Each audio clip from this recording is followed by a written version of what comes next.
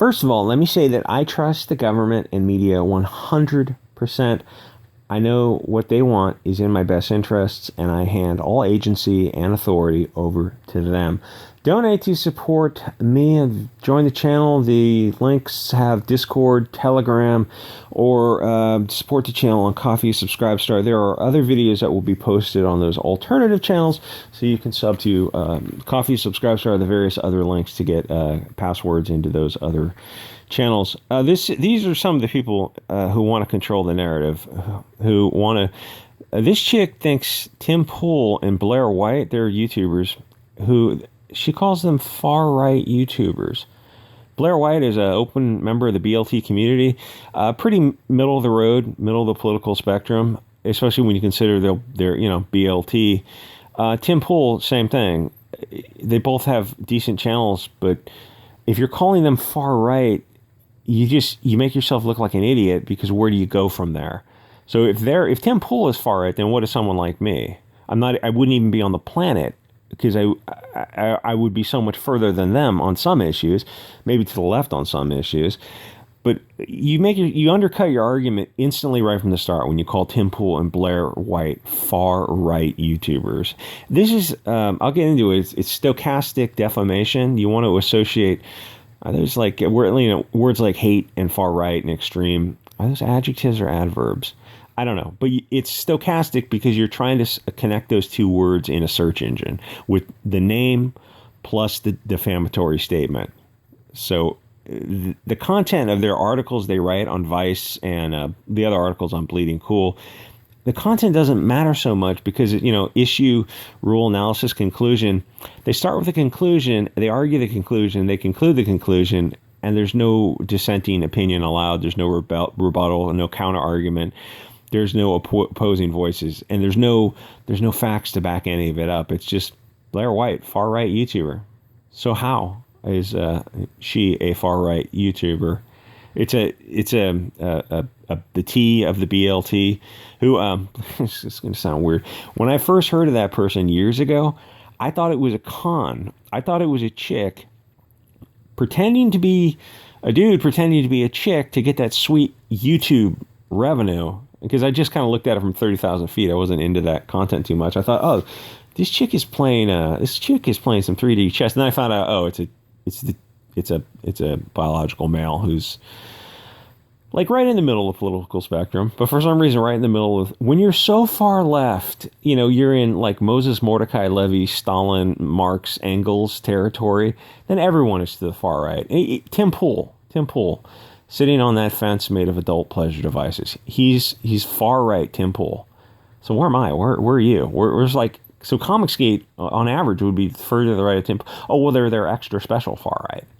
So then what about the actual far right that's not even on YouTube? They're not even allowed on YouTube. Oh, well, that exists outside my universe. It's like when two particles are speeding past each other, and the combined total is beyond the speed of light. It's like they don't really exist in each other's space-time universe, so they don't exist in that one format. It's like, well, so the real far right, it's like Sargon of Akkad would probably be far right to this chick. There's a lot of mental illness on the left, and that's the reason I'm showing their pictures, which they're showing for themselves at the bottom of their articles, because I don't know if you can judge mental derangements from a photograph. But like, these are the photos that they're putting forward. These kind of cold, hostile, judgmental. They're not happy, open, smiling pictures. This is the narrative they're putting forward. So it kind of does tell you something about them. You read their articles, and the articles are just the ramblings of an insane schizophrenic. And then you look at their pictures, and you're like, yeah, they're not quite firing on all 8 cylinders. It's the totality of the circumstances, the content of their articles, and the image that they're voluntarily putting forward. Even something like the furrowed brow, it's just like the soy boy picture of the guy, the EVS drew a soy boy picture, the scowling, bearded soy boy wearing a beanie who's just angry at the Trump's America. Am I right? It's like, it's not quite Trump's America anymore. It's actually Joe Biden's America. You guys should be rejoicing. For some reason, they're not that happy about Joe Biden's America. She has an article where she calls misinformation spreader Joe Rogan. I think she says he has dangerous ties to the far right. The far right being Blair White and Tim Pool, which is a pretty soft far right. Plot twist, no, they're not the far right, and I don't think Joe Rogan is far right. I mean, if they're far right, I don't know how to. You're just fucking nuts. I mean, you're saying things. You're just spouting gibberish that you heard from BuzzFeed. If you think these people are far right, anyone that we don't like, we're going to prefix in the article with that words: dangerous, extreme, hateful, far right, or alternative, alt. It's like, well, aren't you guys just alt left media? Would that be fair to say? No, because when you're that's far to the left, like there's nobody further left. They consider CNN and MSNBC either moderate or slightly right of center. They draw the spectrum. It's like, okay, well, where would Pat Buchanan go on the spectrum? Where would the Austrian corporal go on? I don't know if he's technically far right.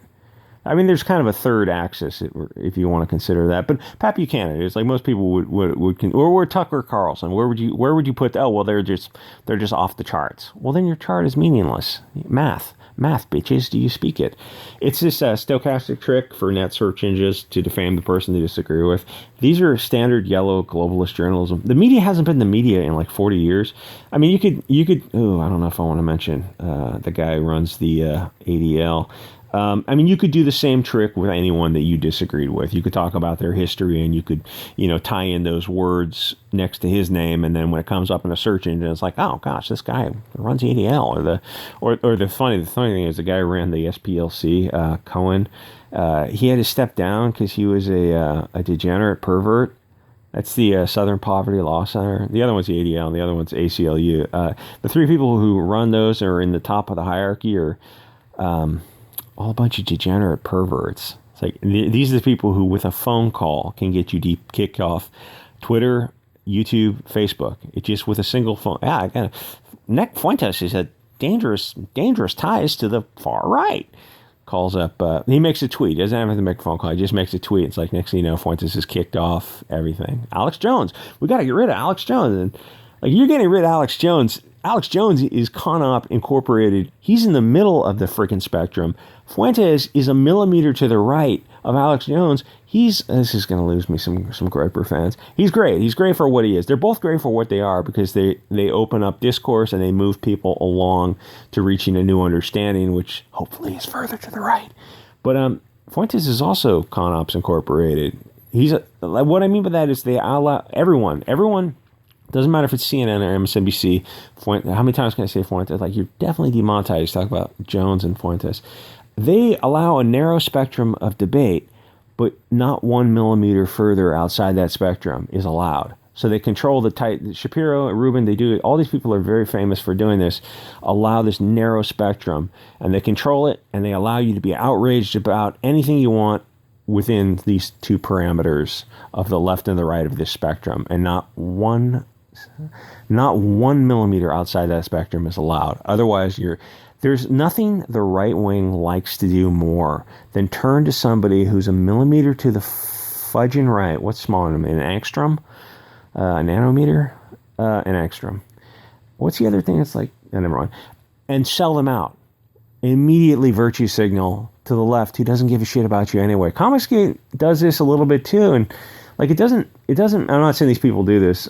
For example, like any name you can pick up in Comicsgate, it doesn't matter if you're not even in CG anymore. If you're Doug Temple, Mike Miller, all these other names, any name associated with it, the left wing views you the same way.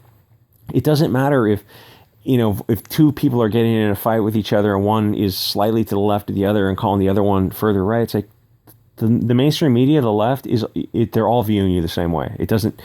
You trying to distinguish between yourselves because like Nurkish had an edgy Discord server or something. It doesn't matter. You're all in the same camp fighting among yourselves. It's just, it's just the most pointless butt fucking circle jerk, and it drives me crazy. When this video got way off track, didn't it? What was I talking about? Joe Rogan? This, I don't even know why I bother making this video. It's like, it's not the monetization, because if you make a video on Joe Rogan, he's not the hot button issue so much for the YouTube algorithm. It's the underlying issue that he's talking about, which you notice I haven't mentioned a lot of things.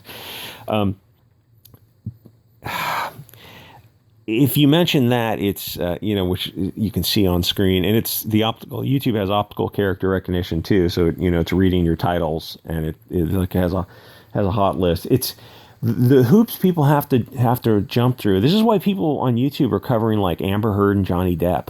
And no, I'm no shade to Tug and those people who cover that stuff. It's cool because you're giving people what they want. I get that, but it's like there are more important things to talk about, and people are kind of forced to talk about Star Wars and Johnny Depp and this kind of stupid stuff because YouTube is not the platform it used to be. It's like now you got to go to Odyssey, and the only reason I'm still on YouTube is because I'm trying to bring people to Odyssey and Bit Chute, which so far has been very successful. Anyway, I hit the 10-minute and 20-second mark. That's the Quartering's famous line. He'll drag out the videos at the end to get to 10 minutes and 20 seconds so he can get those, the peak YouTube monetization. Let me try this again. Anyway, like, comment, subscribe, guys. I'll see you all next episode.